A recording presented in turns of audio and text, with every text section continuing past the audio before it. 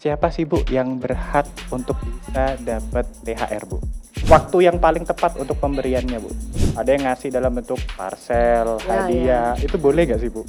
Assalamualaikum warahmatullahi wabarakatuh. Waalaikumsalam. Halo rekan-rekan, ini podcast untuk kamu.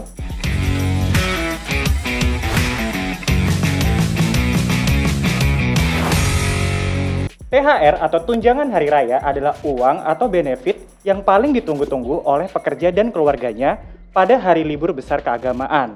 Oleh karena itu, pengusaha wajib membayarkan THR kepada pekerja atau buruh dan keluarganya menjelang hari raya keagamaan. Lalu, yang jadi pertanyaannya, bagaimana sih pengaturan besaran THR? Siapa saja yang berhak menerima THR?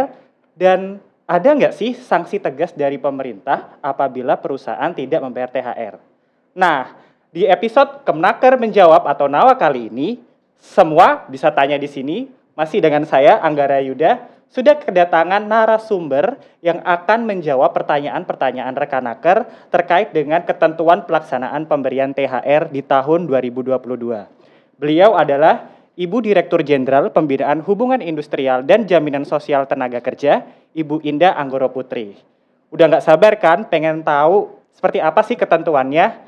Kalau gitu, simak terus podcastnya sampai habis ya rekan-rekan. Assalamualaikum Ibu. Waalaikumsalam warahmatullahi wabarakatuh. Bagaimana Bu kabarnya? Alhamdulillah, sehat. Sehat ya? Ya. Wajib sehat itu sekarang yang paling penting Bu.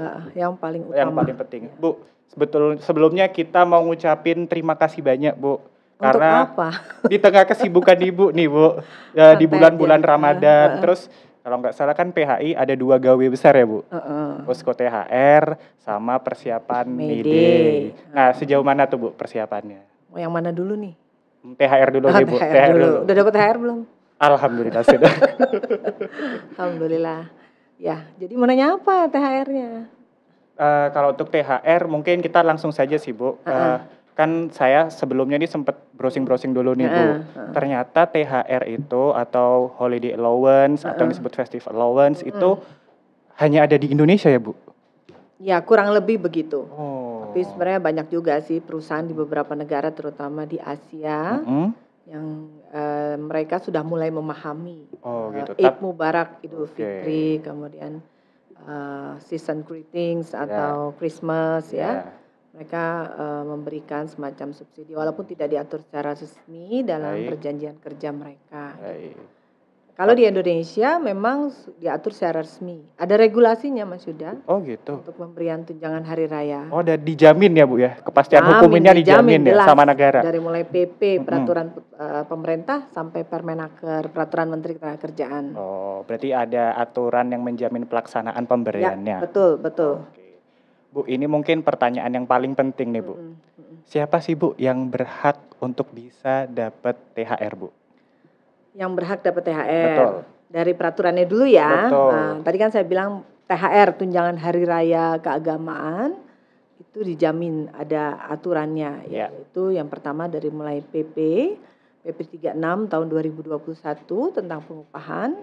Kemudian turun peraturan yang lebih teknis yaitu peraturan Menteri Ketenagakerjaan atau biasa disebut dengan Permenaker ya. Permenakernya nomor 6 tahun 2016.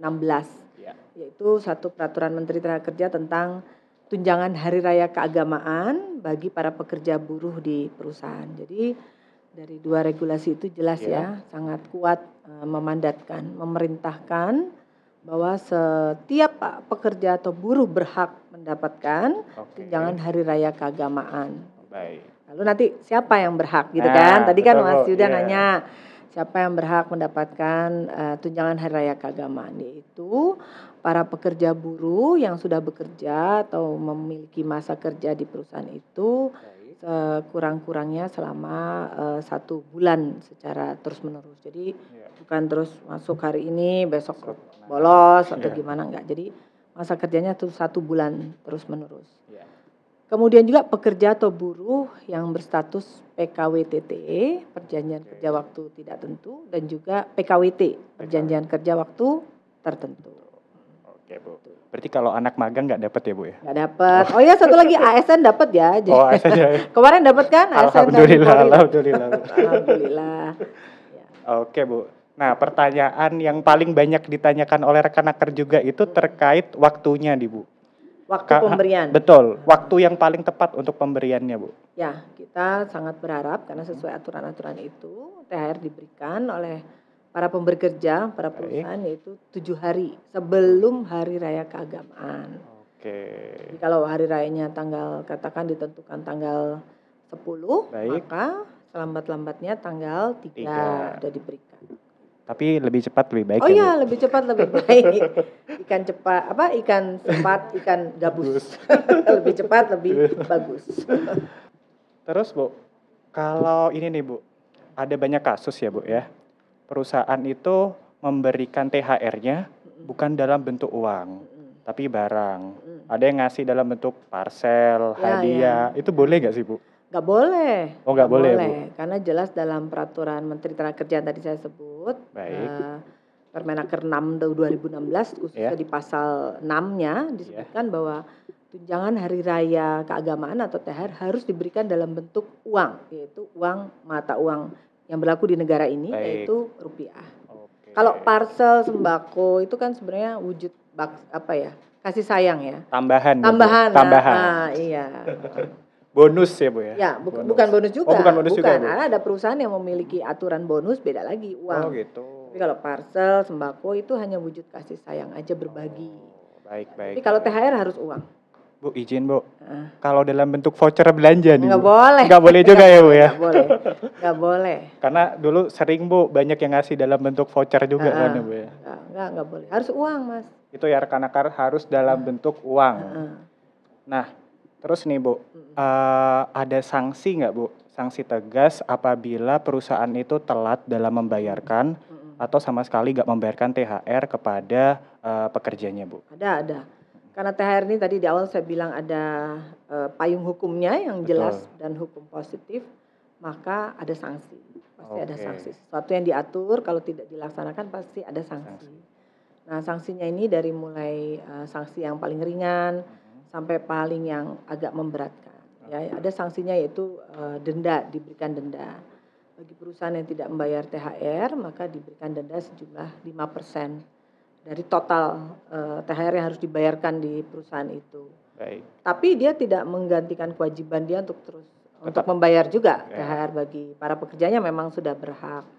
Lalu nanti bisa sampai sanksinya sampai dibekukan gerak bisnisnya. Dibekukan atau di stop aktivitas bisnisnya. Pembekuan izin usahanya gitu ya Bu? Pembekuan izin usaha, ya. Jadi hati-hati juga gitu, bukan sembarangan ya. Iya, THR harus serius dilaksanakan. Oke, siap Bu.